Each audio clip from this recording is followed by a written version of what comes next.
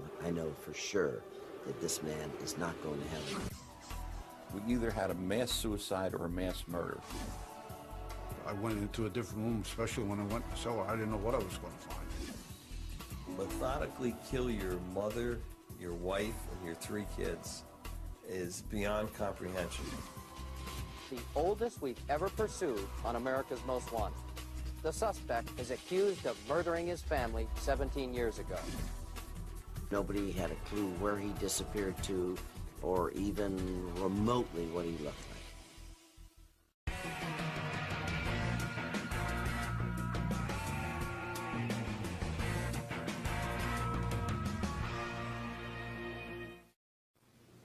It is a sad truth that most murders in America occur within families. They are usually crimes of passion, often preceded by a long history of violence in the home.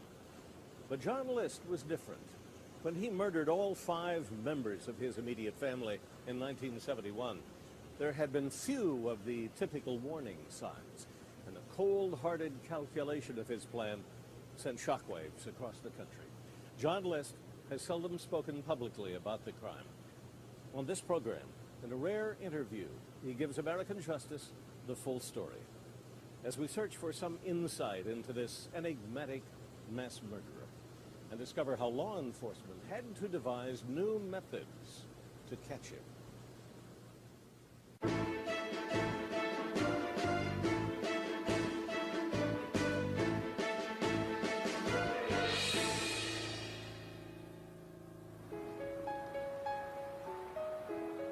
Westfield, New Jersey, 15 miles outside of New York City. In the early morning of August 30th, 1972, Officer Charles Haller responds to reports of a fire at 431 Hillside Avenue. We got almost to the top of the hill and you could see these flames in the sky and that. So we went toward the direction of the flames and it was the house. The house, as everyone in Westfield knew, had been the scene of a grisly multiple murder the previous year, and residents were still reeling. We were shocked and devastated. We didn't think anything happened in Westfield, especially a crime like that. By sunrise, the fire had nearly consumed the stately home, and with it the last physical reminder of a small town's most infamous crime. Just 10 months earlier, in the fall of 1971, the 19-room Victorian mansion had been the dream home of the List family. John List, an unassuming 46-year-old accountant, lived there with his wife Helen, the couple's 3 teenage children, and John's 85-year-old mother Alma.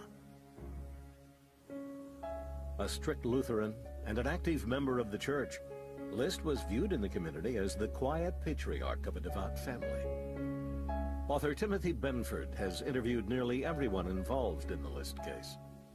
He was a deeply religious man, introverted, soft-spoken, a gentleman, the kind of person you would not mind having as a next-door neighbor. And the whole family was like that. In the 6 years the family had lived in Westfield, there had been no indication of trouble. But that was about to change. The week of November 9th, 1971, letters arrived at the schools of the List children, 16-year-old Patty, 15-year-old John, and 13-year-old Frederick. Their father had written that the family would be going out of town for a few weeks to help care for an ailing relative. For those next few weeks, the imposing List mansion sat quietly, lit up by the interior house lights.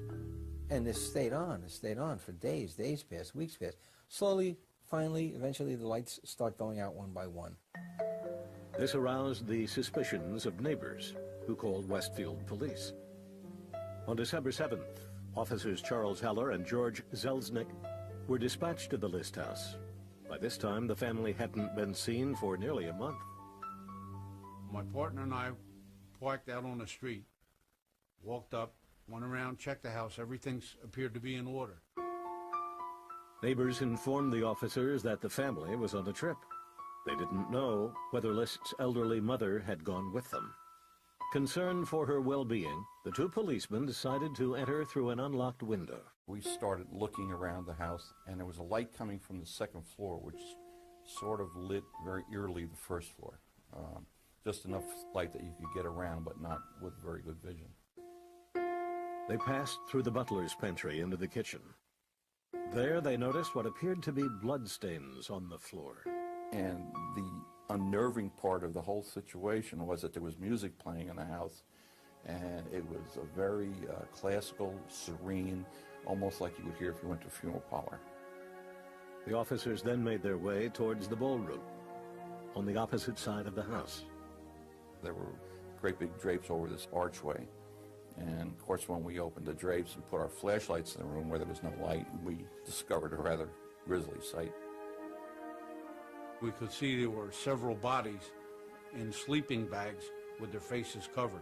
I called out several times that this was the Westfield police. Would you mind getting up in that? Nobody responded. Laid out in a neat row were the bodies of Helen List and her 3 children. Patricia, Frederick, and John. All had been shot in the head. The middle child, John, showed evidence of multiple bullet wounds. Officer Zelznick immediately went to call for backup. I don't remember exactly, but I think I said something to the fact we either had a mass suicide or a mass murder. Still unaccounted for were John List and his mother. The officers split up to search for them as they waited for backup to arrive. It was a big house, 3 floors. Every time I went into a different room, especially when I went in the cellar, I didn't know what I was going to find. I did have definitely a sense of that the perpetrator of this crime might still be in the house. Of course, this was not too long after the movie Psycho was around, and I was still vivid in my mind. And as I opened each closed door, I had the sense that somebody was going to jump out at me. Backup soon arrived, and after nearly 45 minutes of searching, the officers made it to a 3rd-floor apartment. There, in a back room, they found the body of John List's 85-year-old mother, Alma. She, too, had a gunshot wound to the head. The position that she was on, the floor, the way she had fell to her knees and then fell over backwards, it was like she was trying to get away from somebody. The only member of the household now unaccounted for was John List. But police didn't have to wonder why for long. In his 1st-floor office, they found a 5-page letter written by List and addressed to his pastor. It was dated November 9th, 1971, 4 weeks earlier. In it, in a detached, meticulous tone, List took full responsibility for the murder of his family. He wrote that he was facing bankruptcy and that he had killed his family to spare them from what he believed were the sinful effects of a life of poverty. He wrote, quote, "At least I'm certain that all have gone to heaven now." He ended the letter with a chilling detail, writing, P.S., "Mother is in the hallway in the attic, 3rd floor. She was too heavy to move." With a mass murderer on the loose, authorities launched a nationwide manhunt. 2 days after finding the bodies, police located List's Chevy Impala at Kennedy International Airport. But the fugitive List had nearly a month head start. For 2 more decades, the letter he left at the crime scene would be the last that was heard from him.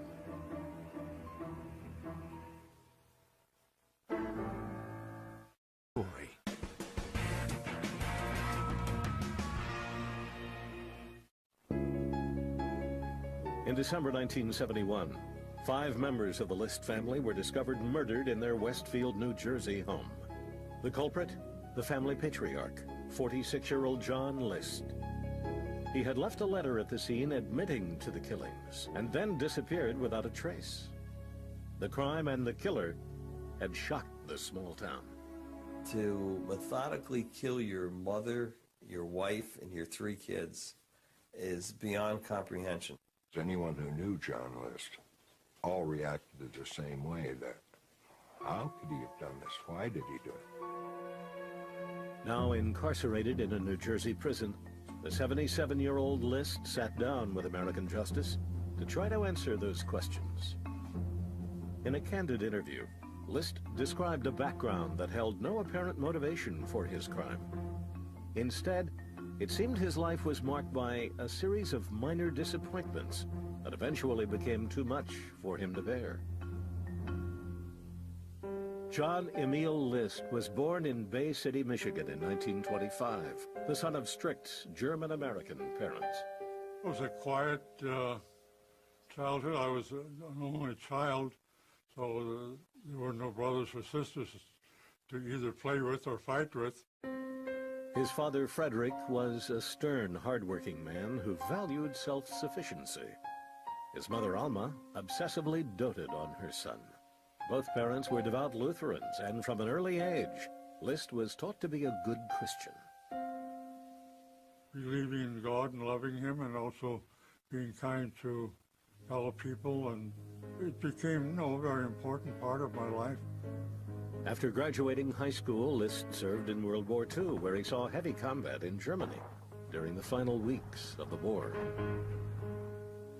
When he returned home in 1946, List went to college, earned a degree in business administration, and moved to Virginia. It was there in September 1951 that he met a 25-year-old widow named Helen Taylor. The two began dating, and after only 3 months, Helen and John were married in a Lutheran church in Baltimore, Maryland. Let me introduce myself. Psychiatrist Stephen Simring evaluated John List following his arrest.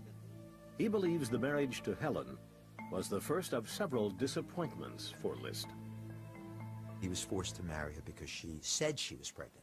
It turned out that she was not pregnant, and then years later he was resentful about his impression that she perhaps had misled him as a way of getting him to marry her. List, though, says he shunned confrontation and tried to make the best of his marriage. The couple soon started a family. The children, Patricia, John, and Frederick, were born within 4 years of each other. List was, by most accounts, an attentive parent. He was maybe not the gregarious father who ran around and ran his fingers through his kids' hair and played ball with them on the front lawn, but he was, in his own way, he was a good father. From what others told me, I did a fairly good job. I certainly loved them all. But beneath the seemingly pleasant exterior lurked an individual completely unable to express his feelings. This was a man who was deeply repressed, a guy who had always kept his emotions to himself. From the time he was a small boy, he kind of sucked it up and buried it. In 1958, with 3 children and a wife to support, List began a series of accounting jobs that brought him little success. Over the next 7 years, as List struggled to advance his career, the family often moved to accommodate his frequent job changes. He was let go each time, not because of work performance, but because there was something about his personality. In 1965, List was hired by the First National Bank of New Jersey as a vice president. His career, it seemed, was finally on track. The Lists immediately bought one of the grandest old homes in the affluent town of Westfield, New Jersey. He did not want the big house. He felt that he was being pushed to do this by his wife and by the demands of a growing family. He made the decision to borrow money from his mother and then invite his mother to live with him. The pictures from the time seem idyllic, but pressures were building. List and his wife, who tried to access, were often at odds. And their marital problems only increased with the presence of List's overbearing mother. Then, in 1966, having failed to fit in at his job once again, John List was fired from the bank after only 1 year. From that point on, I think is when the downfall really began. That's when he started realizing he was not a success. He was failing to provide for his family, and the problems kept mounting. His pride, List says, compelled him to hide this from his family. I guess I was sort of beaten down, from the failures that I had had. And I was ashamed to let anybody know. He would get dressed up in a suit and drive his car to the train station and take the train a few stops so people thought John List was still viably employed and he was doing well. Overwhelmed by his problems, List came to view his family as a burden. Mr. List was not aware of the degree of his anger and his resentment. He was resentful of his mother for years and years. He was resentful of his wife from the time she had tricked him into marrying him, he believed. And he was resentful of his children for all kinds of reasons that many of us resent teenagers who can be a pain in the rear end. That resentment built over the next 5 years as List moved through a string of unsuccessful jobs. By November 1971, he was facing bankruptcy. The proud, deeply religious List now began contemplating his options. First was the idea of suicide, which he considered mortal sin. I felt that if you committed suicide, you would automatically go to hell. There was the possibility of simply fleeing the scene and leaving the family to the mercy of the welfare state. His pride simply ruled this out as well. He reached a point where he felt that family was going to have to go on welfare. They were going to be destitute. And in List's understanding of religion, poverty was a sin. He felt that they would lose their eternal soul and be damned. List, seeing no other choice, finally made a decision, one he later explained in his shocking 5-page letter to his pastor.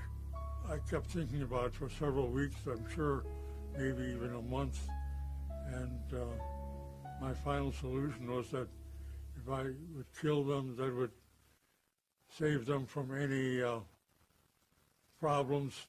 He killed his family, according to him, for the purpose of sending them to heaven.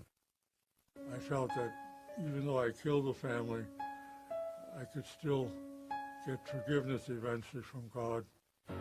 Though List would later admit his solution was horrific, he attributed it to what psychiatrists termed an obsessive-compulsive personality disorder. This simply means that he's the kind of individual who doesn't feel problems, but rather represses problems and tends to deal with things in an emotionless, rather cold, clinical way. I've been analyzed by the psychiatrist as being the type of person that get into a rut of rethinking the problem and never coming up with any new ideas, or just coming back to the same solution that I came up with the first time. With the same chilling detachment John List used to devise his plan of murder, he would now go on to carry it out.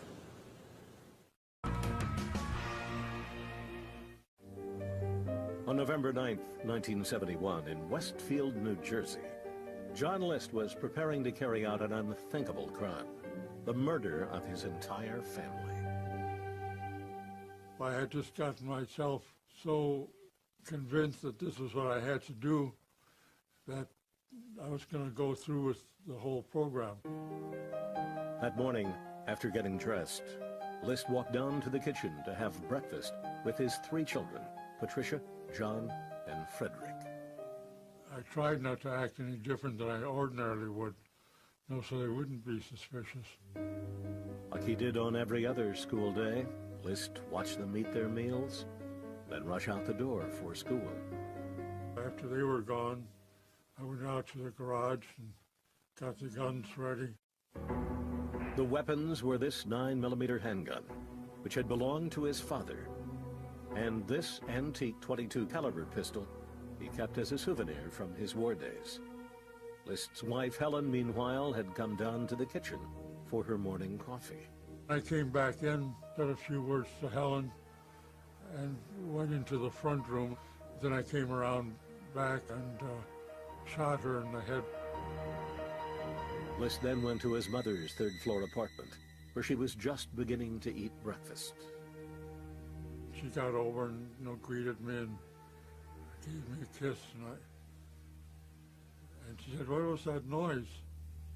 And at that point, I felt like a Judas, having kissed her too.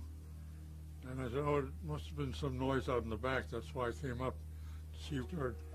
going into the attic area, and as she got to the doorway, I killed her. List then headed downstairs to clean up the evidence of his wife's murder before the children returned home. I was very surprised at the amount of blood that drained out, and I think there was some shell casing, and some of her false teeth had gotten broken and were out on both the table and on the floor. I cleaned all that up. He then dragged Helen's lifeless body into the seldom used ballroom. Afterwards, List wrote letters to his children's schools explaining that the family would be going away on a trip. He then drove to the bank, where he withdrew more than $2,000 from the account he shared with his mother. He also went to the post office to send the letters and stop the mail. After coming home, List made himself a sandwich and waited for his children to return from school. Even with his wife and mother dead in the house, List says he had no second thoughts. I don't believe that while I was eating, especially at lunchtime, that I had any feelings of, no, I should stop and not go any farther with this.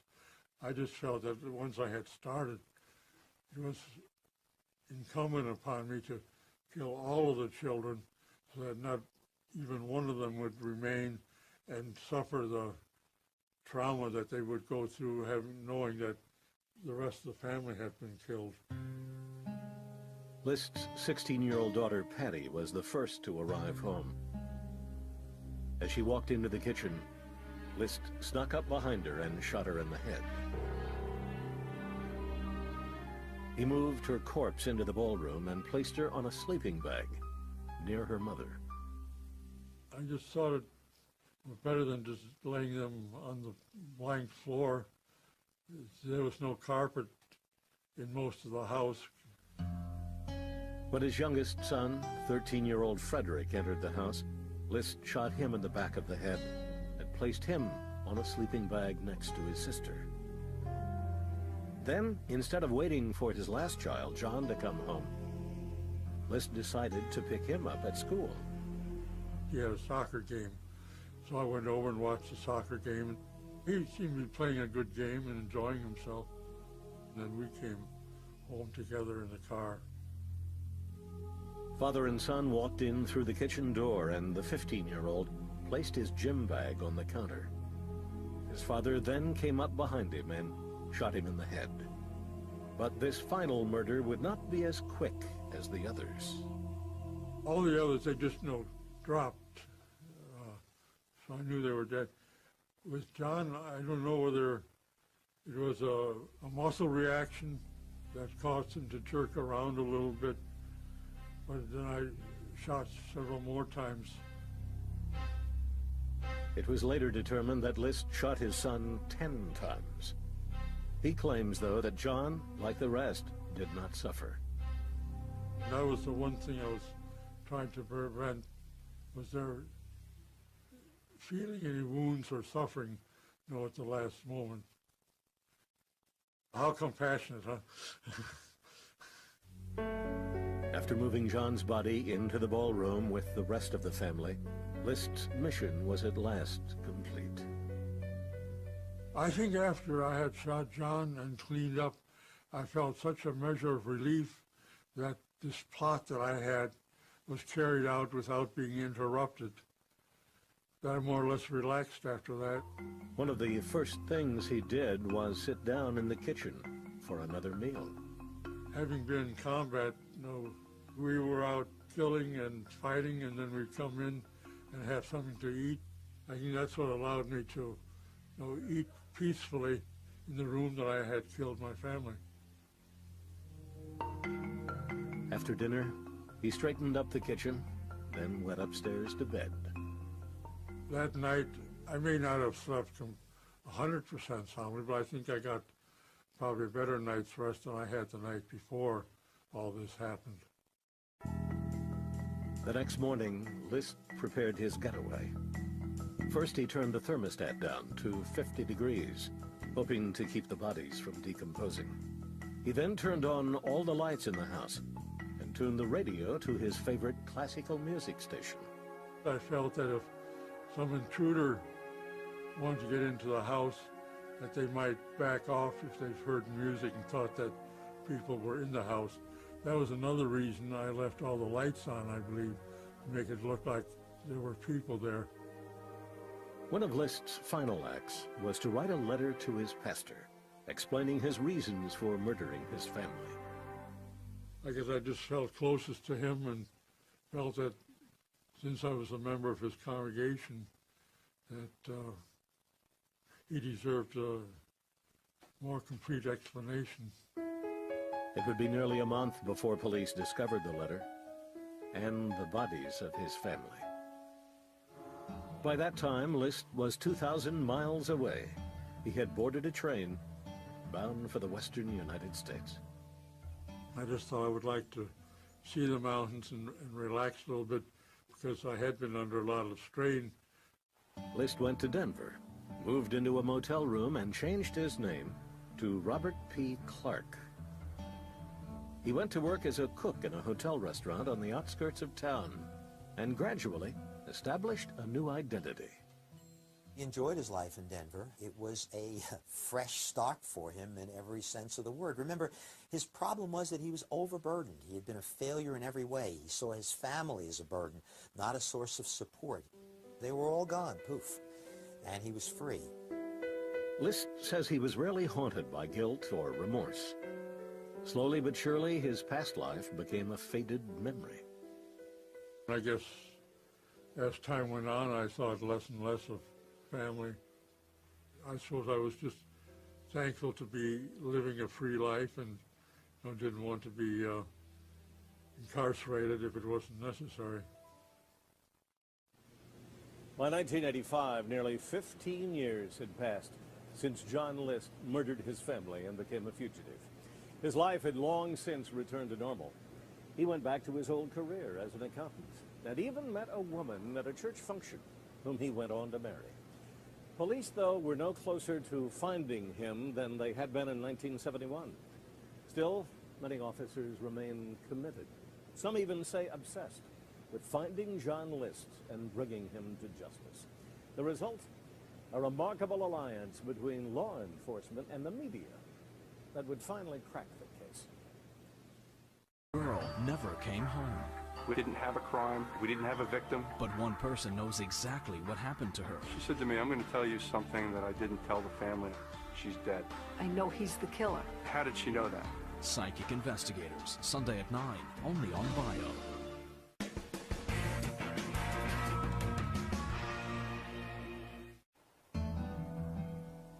In 1986, outside Denver, Colorado, 61-year-old fugitive John List had recently remarried and was living a quiet life as an accountant named Robert Clark.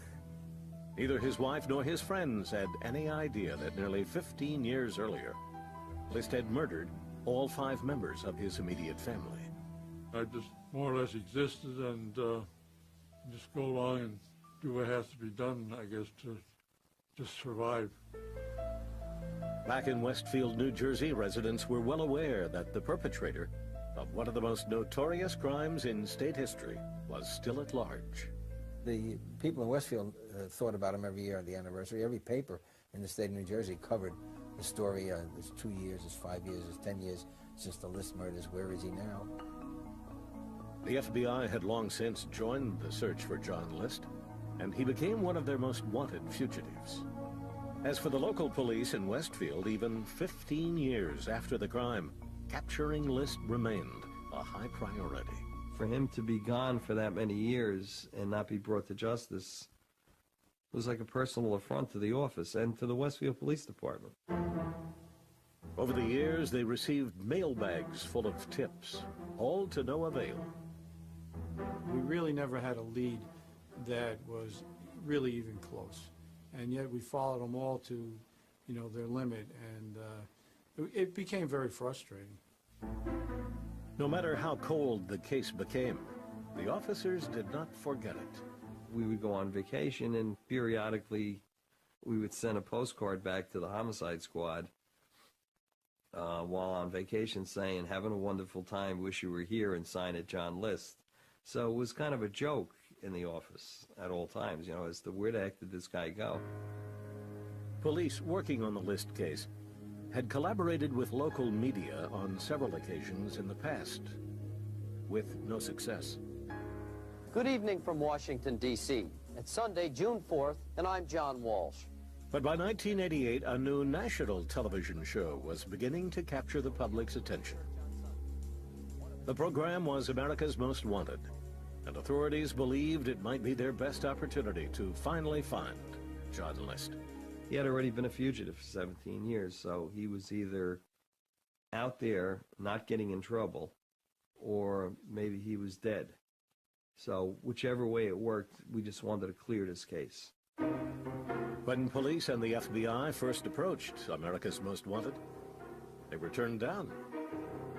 I mean, that was a real stretch to think about doing a guy that nobody had a clue where he disappeared to, or even remotely what he looked like.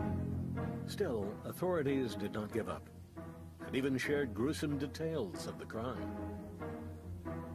After 9 months of repeated requests, in April 1989, producers at last consented. The more I got involved in the case, I said to myself, wouldn't it be something if we caught this guy? You have to be such a despicable monster.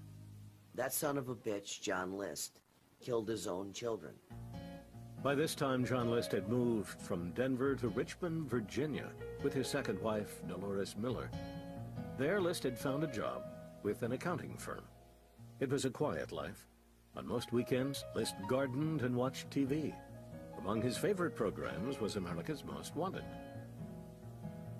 List was such a fan of the show that he regularly urged his friends and neighbors to watch. And it was strange, but I thought, I wonder if they're ever going to show my situation and do a program on me. And I think it was within a month or two after that, they did have the show on. Now tonight's first case, the oldest we've ever pursued on America's Most Wanted. The suspect, John List, is accused of murdering his family 17 years ago. Because the crime was so old, producers had taken the unusual step of hiring an artist to sculpt a plaster bust of List, which depicted how he might look nearly 2 decades after the crime. List is described as a quiet, soft-spoken man, the kind who wears a shirt and tie to mow the lawn. John List remembers watching the program from his home in Richmond. I saw the tail end of it. I saw that it was about me, and then saw the bust that they had. I was surprised at how accurate it was. I didn't realize that they had that technology. After the show aired, more than 200 tips were phoned in, claiming knowledge of John List's whereabouts. One call stood out. It was from Denver, Colorado. It was a next-door neighbor, and when they did the report on the List murders, she was convinced that that was Bob Clark, the neighbor who lived next door, who had just moved with his wife to Virginia. The FBI was immediately contacted regarding the tip. 11 days later, on June 1st, 1989, federal agents arrived at the Richmond home of Bob Clark while he was at work. When the FBI went to the house, his wife, Dolores, his new wife, didn't believe that it really was John List. Like most people would be, you'd be totally shocked. This comes out of a clear blue sky. She apparently had no suspicions or inclinations whatsoever that this could even be possible. Hoping to prove the agents wrong, Dolores told them they could find her husband, Bob Clark, at his accounting office. 2 agents went to where he was working. When they talked to him, he, of course, denied being John List. Then they brought him back to headquarters where they fingerprinted him, and they compared his fingerprints to that of John List, and it came back as a match. No questions asked. It was John List.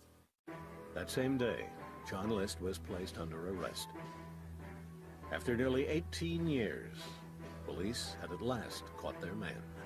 But the person calling himself Robert Clark still refused to admit he was John List. He just absolutely denied it. It's not me. I don't know what you're talking about. Even after he was confronted with the fact that his fingerprints were a match, he still was like, it's not me. My name is Robert P. Clark. I says to him, you know, John, we know it's you. But he just smiled and didn't say anything. When I got the word that he was caught, I did cartwheels. There's some great satisfaction in this, because this coward, this son of a, is a child killer. And you know what? We caught him. After so many years on the run, John List was finally going to court. It was only here that he would drop the alias of Robert Clark and admit he was, in fact, the missing John List. Meanwhile, police back in Westfield, New Jersey, had preserved nearly every piece of evidence from the 17-year-old crime, making the prosecution's job at trial that much easier. As for John List's defense, everyone was eager to hear exactly what it would be.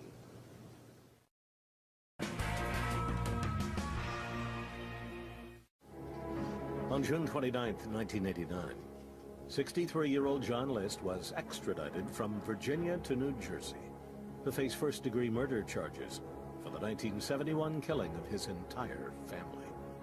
There was an extremely high-profile arrest and transportation. Coming off the plane was a little scary, because every news media in the world must have been at Newark Airport. In Westfield, where the murders had taken place, Police Chief Bernard Tracy had been working the case for more than 11 years. He remembers his reaction to the news that List had finally been caught. I was shocked. I mean, I was very happy, of course, but shocked. My first thought was, you know, I can't believe they got him, and I can't believe he's alive. And wow, would I like to talk to this guy and find out what he was thinking. One of the people who did get to speak with List was Stephen Simmering, a criminal psychiatrist. He was hired by the state to assess his mental condition. The 4-hour interview was recorded on video. He was mild-mannered, courteous, soft-spoken, very precise and very exact. He also expressed no remorse and only superficial regret. He said essentially, something that had to happen, it was unfortunate. I felt that all the family would be able to go to heaven, and that maybe I had a chance to go to heaven with them. Following the interview, Simmering gave his opinion. John List, he said, suffered from an obsessive-compulsive personality disorder, but nothing more serious than that. He did not have a major mental illness. There was no psychiatric legal excuse, either to excuse or to mitigate. As the state prepared to make its case, lawyers for John List scrambled to make theirs. The strategy was simple. List would admit to the murders, but blame the crime on his personality disorder. The trial began on April 2nd, 1990, in New Jersey Superior Court. With neither side denying that List had committed the murders, the lone issue was whether he was able to willfully deliberate his actions. Prosecutor Eleanor Clark argued that he was, and should therefore be found guilty of first-degree murder. The burden on the state was to say he may be obsessive-compulsive, but he was able to deliberate, and consequently he should not be absolved. The defense countered that List had only committed the murders because of a, quote, diminished mental capacity, brought on by his obsessive-compulsive personality disorder. His lawyer, Elijah Miller, argued that he should be found guilty of the less serious charge of second-degree murder. He was not a capable person. He was fragmented. He could not deviate from his course of action, and these acts occurred. Once I get started on a way to go, I keep chugging along that way, even though it might sometimes be better to stop and take another look at the situation. Psychiatrist Stephen Simmering took the stand for the prosecution. I don't accept his explanation that he was on some kind of autopilot. I believe he always had a choice and was mentally capable of executing that choice. I mean, the man definitely has a personality disorder. hands down, I had no problem. Do you want to? I mean, it's like how trial attorneys say, hey, it may be crazy, but it ain't insane. The most damning evidence the prosecution had was the letter John List himself had written to his pastor following the murders, in which he took full responsibility for the crime. Though the letter was in essence a confession, the prosecution went one step further, vigorously attacking what they saw as the hypocrisy of List's beliefs. State's attorneys pointed out that while List believed killing his family was a forgivable sin, he reasoned that his own suicide would not have been. Well, I think no matter how religious you are, you realize that there's a little problem with this. I found this horrific, and through my tone of voice and the nature of my questions, I try to communicate this to the jurors. He riddles them with bullets. Do you need any more to demonstrate beyond a reasonable doubt that this defendant acted intentionally? On April 11th, the nearly 2-week trial of John List concluded.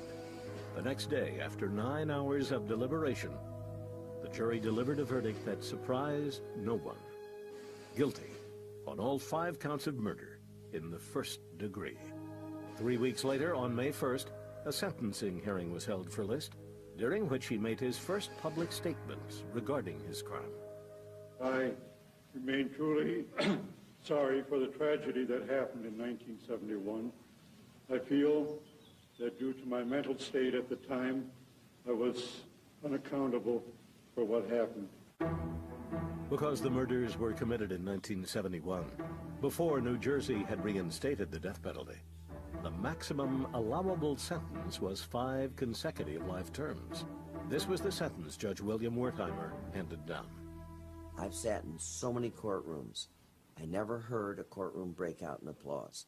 Court's adjourned. That old deserved everything he got. He should have gotten the death penalty. They should have fried him. John List entered prison in May 1990. Though the aging inmate will serve the rest of his life behind bars, he takes some solace in the 17 years he spent on the run. I feel that I got my parole time in before I went to prison rather than after. As for his life in prison, List says he has made the best of it. I have a job that I enjoy doing, and I feel I'm contributing at least something here. I feel it's safer in here than being out in the public, the way some people drive with road anger and these people that just kill people at random. They're much safer here. Now in a case forever associated with one man's twisted beliefs, for some, a lingering question remains. It's a terrible thing what John List did, but can we be forgiven for even those sins? I hope so. And John List can go to heaven, and I hope he does. Oh, he's not going to heaven. I know, well, I know for sure that this man is not going to heaven. He's going straight to hell, right where his ass belongs. I think I will go to heaven. I don't know what the situation will be in heaven. They will remember what I did to them? Certainly, if we're all in heaven, I'm sure we would forgive each other for whatever harm we had done to each other here. Since his conviction, John List has twice appealed his case. On the second go-round, his attorneys presented psychiatric evidence suggesting their client suffered from post-traumatic stress disorder as a result of his World War II military service. They argued that this might account for the grisly murders and that List should be granted a new trial. The judge angrily rejected List's petition. In an ironic endnote, after the List home burned down in 1972, it was discovered that the stained glass ceiling in the ballroom was made by the renowned Louis Comfort Tiffany and worth an estimated $100,000.